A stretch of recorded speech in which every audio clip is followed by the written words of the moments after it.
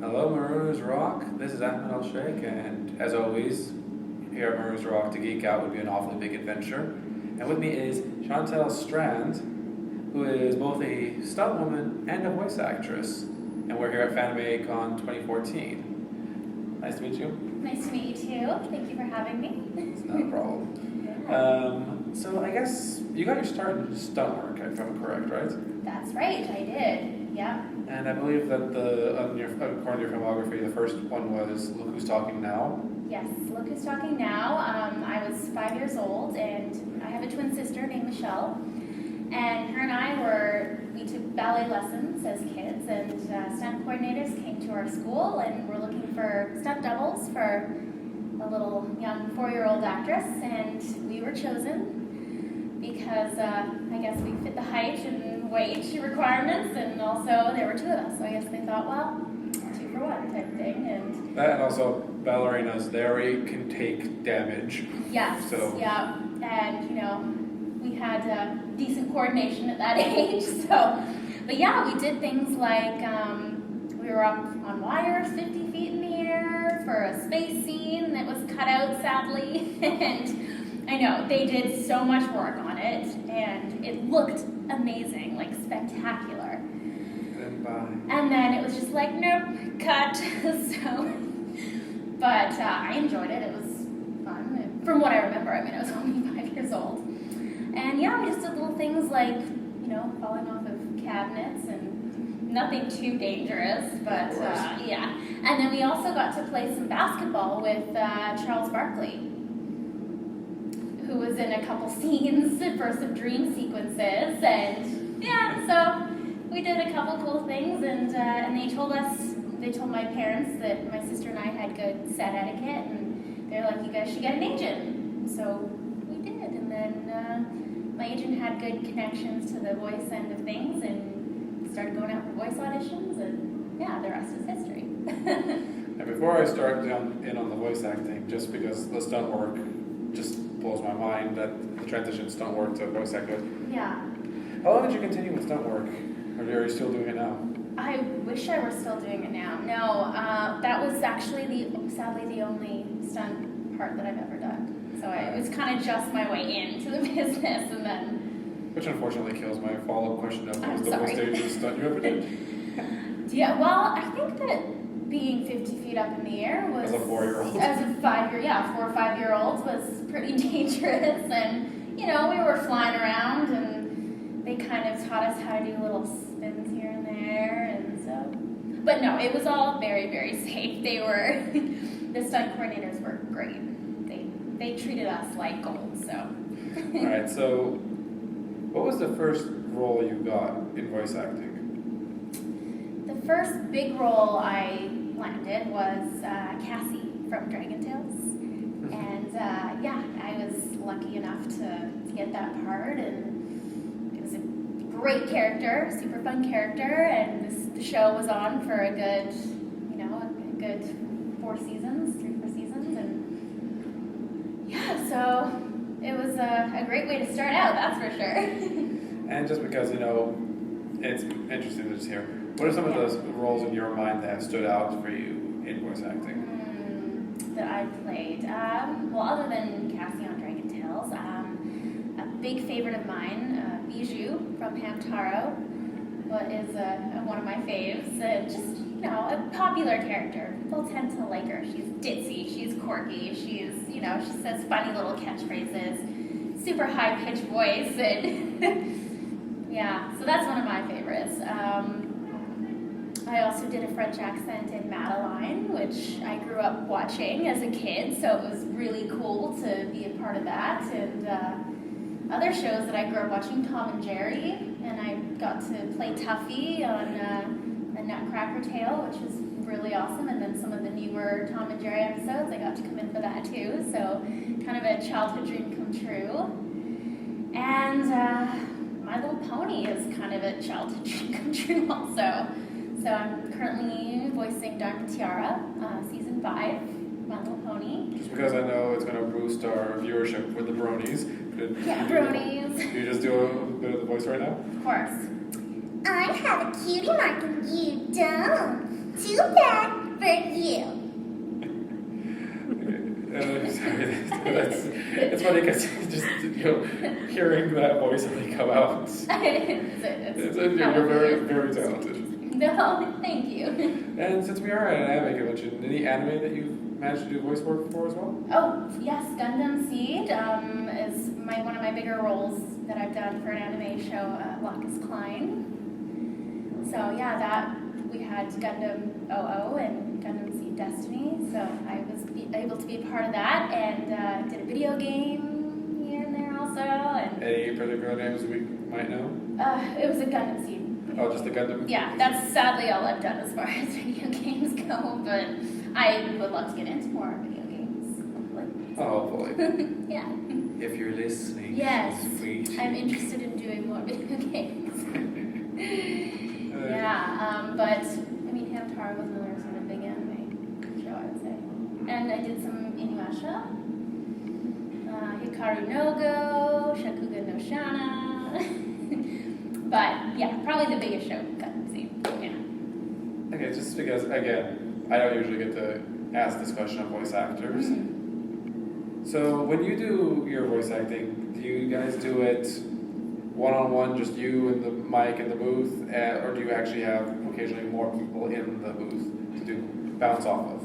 Well, for anime shows, it's just us, all by our lonesome, by ourselves, doing our own part in the booth with the director.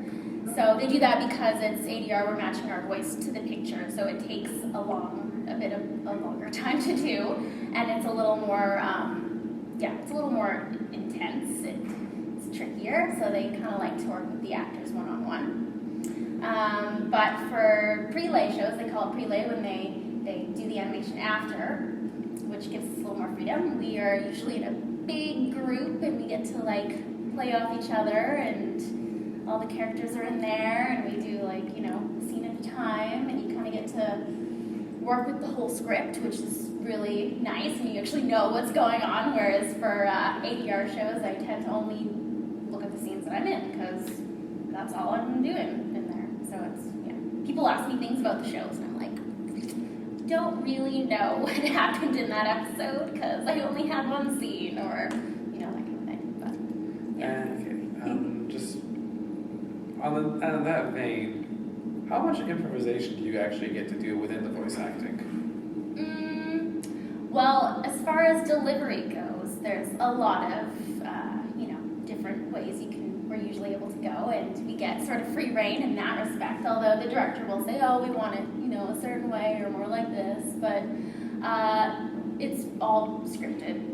There's really, very rarely do we ever improvise or anything like that, which would be fun. But honestly, voice actors are so crazy, upbeat, energetic, funny. If we were to improvise things, it probably would not be allowed on air. Does it go off the rails? Oh yeah, it gets really crazy and funny, which makes actual sessions really entertaining, because when we're not recording, it's basically just like a comedy show. They should be recording us with a camera. I think there should be some sort of reality show. Or it's probably hidden somewhere on the DVD. Yeah, because it's pretty funny. It's pretty insane. Great people. Okay, just because I have to know now, what would be your dream voice role? Has there ever been a character or something that you always wanted to do a voice for? You know what? I have a lot of shows that I watched growing up, and like I said, a lot of shows that I was able to be a part of that kind of were dreams come true. I'm a big Peter Pan fan. I love Tinkerbell, so if I were ever able to voice her, it would be pretty awesome, I think. Yeah. So just because, again, with voice acting and everything else, it's usually very different from most physical acting, especially because you actually have to provide your own effects, so to speak. Yes. Yeah. And out of curiosity, could you give us a little sampling of random vocal effects? Random sound effects? Yes. Okay. Well, I have to credit Michael Dawson for this one, because he kind of taught me how to do it, but a little bicycle horn sound. I have to make the motion also. That's really fun, like poking people and doing it.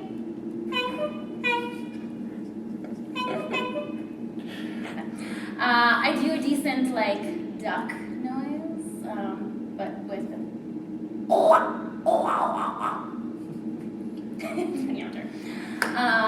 and yeah, every now and then we get to do like, that kind of thing. Usually they have sound effects like in there, so like they, we don't get a chance I was to actually do thinking that about the often. people like breathing heavily, grunting, falling down, that kind of Oh stuff. gosh, well that's just all stuff that expecting. that's kind of like stuff that we just do. You No, think I that's know. out of the ordinary? No, I just was expecting like a selection. Yeah, I did not expect the like, You weren't expecting the sound mic. effects? Yeah. You're welcome. Well, this actually leads into a very good question. Yeah. Since voice acting seems like a lot of fun, any advice you want to that's give awesome. future voice actors or voice actresses?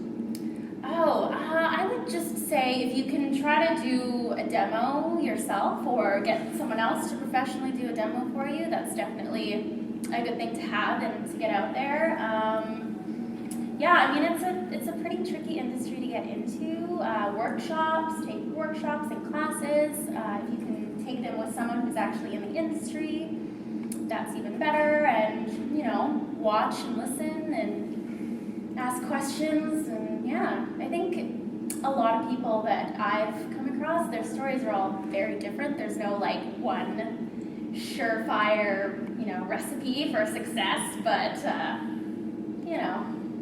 Still, yeah, of course. I try to give advice now and then when I can, but beyond the usual, just do your best. yes, try your hardest and your dreams will come true. And, well, I guess just as a follow-up on that, what may be the hardest or just the strangest thing you ever had to say for a role? Like the strangest line or the hardest line to pull off? The strangest line or the hardest line? Well, either one you're comfortable with. I say so many words for a living.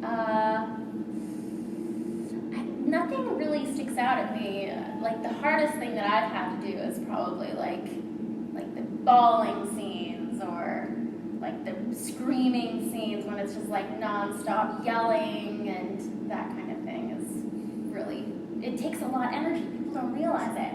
Or like laughing for long periods of time, which Diamond Tiara does recently. That's all I'm doing lately, is evilly laughing. So Not just laughing, but evilly. it has to be evilly, yes.